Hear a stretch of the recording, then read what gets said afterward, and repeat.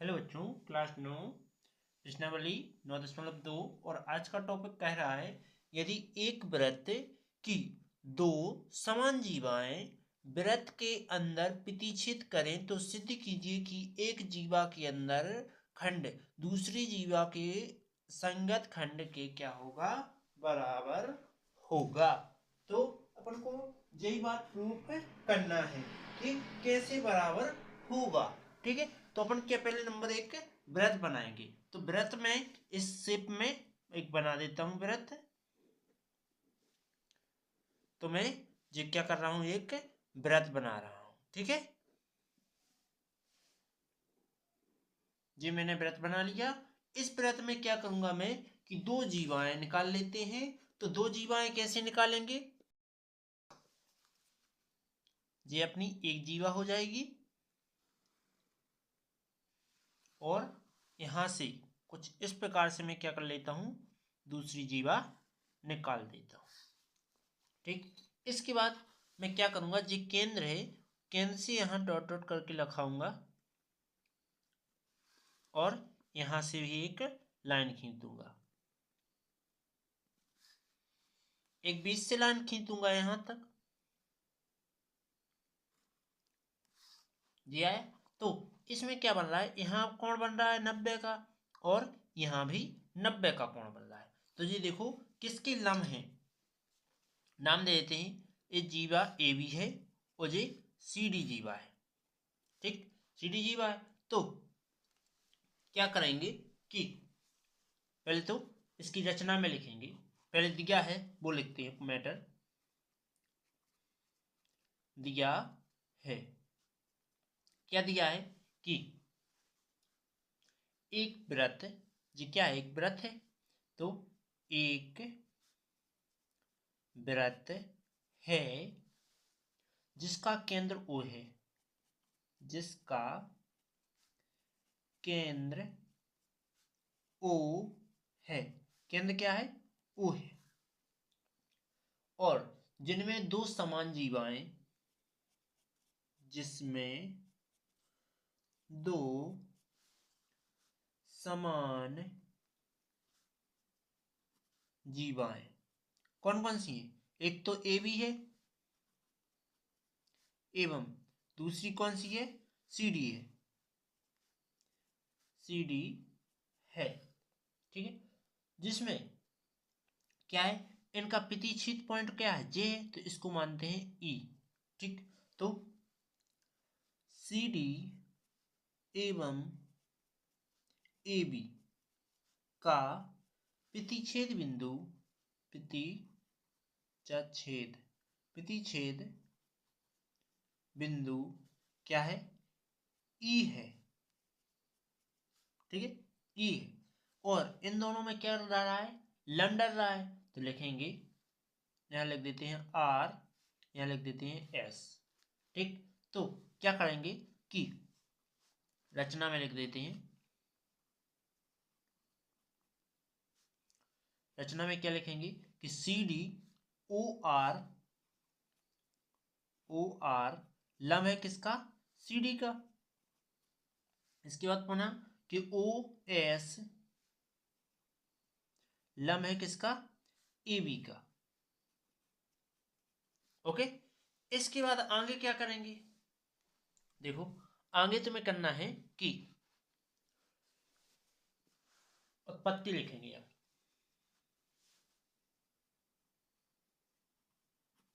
उत्पत्ति, उत्पत्ति में कहेंगे कि देखो, चूंकि जो ए बी बराबर है सी डी के, ये तो तुम्हें पता है। ठीक है, तो ए बी बराबर है किसके, सी डी के।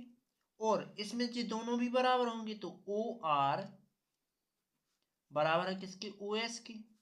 ओके, इसके बाद जो कि जीवा कैसी है, समान है। समान जीवाएं केंद्र के, सॉरी केंद्र से कैसी होती हैं, समान होती हैं, समान होती हैं।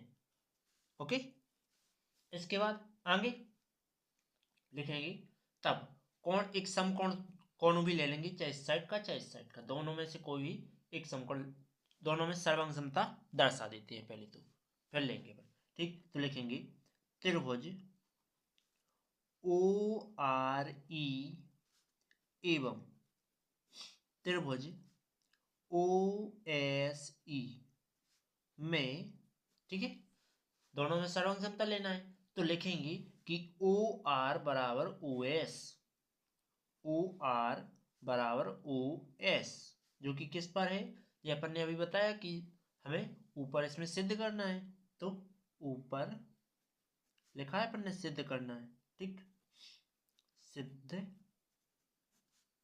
करना है।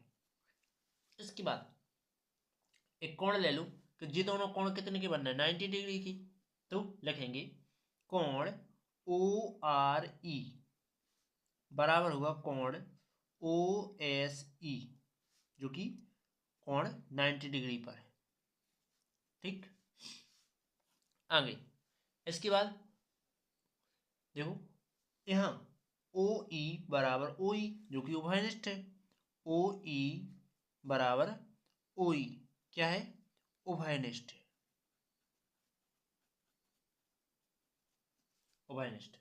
ओके, तब अपन सर्वांग समता कंडीशन लिख देंगे कि त्रिभुज ओ आर ई सर्वांगसम है त्रिभुज ओ एस ई, ठीक है, दोनों तरफ सर्वांगसम है।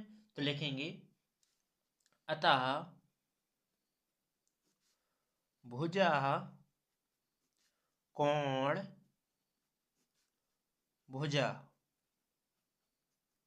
पर क्या है, सीपीसीटी या सर्वांग सम है, सर्वांग सम है, ठीक, सर्वांग सम है।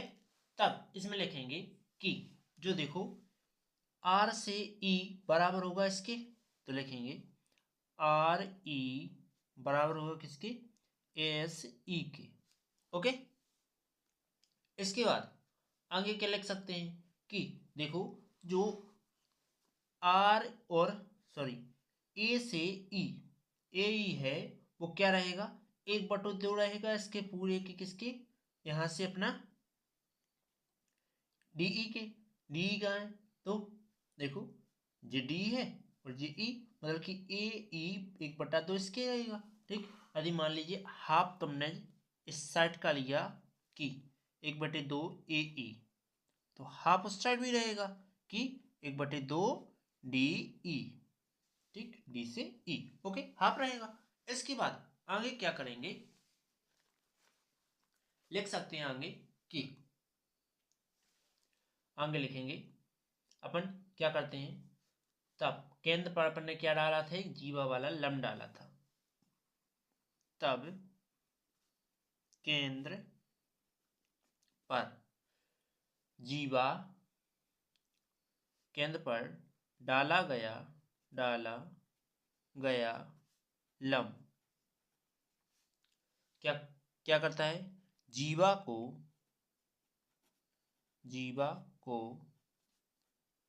समद्विभाजित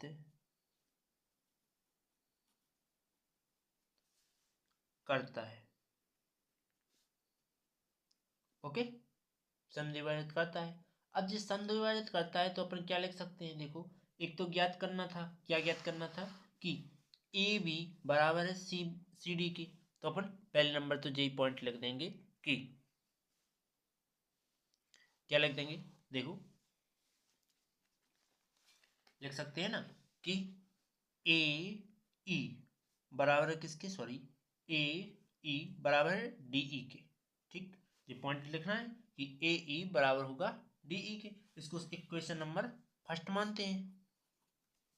इसके बाद हमें ज्ञात क्या करना था, ज्ञात करना था ए बी बराबर सी डी, जो कि जो दोनों जीवाएं बराबर हैं, तो ये बताना है।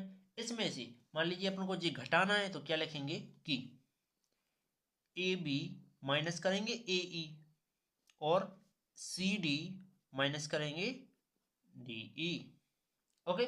तब बचेगा क्या, देखो जब दोनों जो घटेंगे तो क्या बचेगा, देखो ये आ जाएगा, जैसे मान लो ये सी डी में से ये इतना घट जाए तो क्या बचना है, सी ई बचेगा, और ए बी में से ए ई घट जाए तो क्या बचेगा, ए बी बचेगा। तो अब लिखते हैं कि बी ई बराबर क्या बचेगा, सी ई बचेगा। ठीक, इतना बच जाएगा। तो अब क्या करोगे, इसको इक्वेशन नंबर सेकंड लिख सकते हैं। ठीक, तब समीकरण 1/2 क्या है, इक्वल है।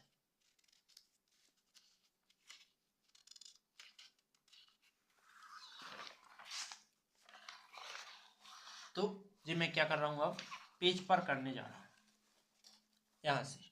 ठीक, तो क्या आ जाएगा, देखो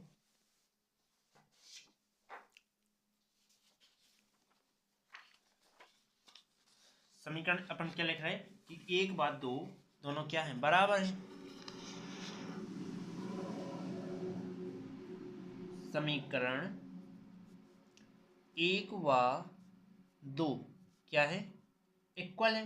इक्वल, सॉरी, समीकरण 1/2 से ले रहे तो क्या आ जाएगा, देखो कि ए ई बराबर था किसके, डीई के, एवं दूसरा कि अपन ने सीई सीई बराबर लिया किसके, बीई के।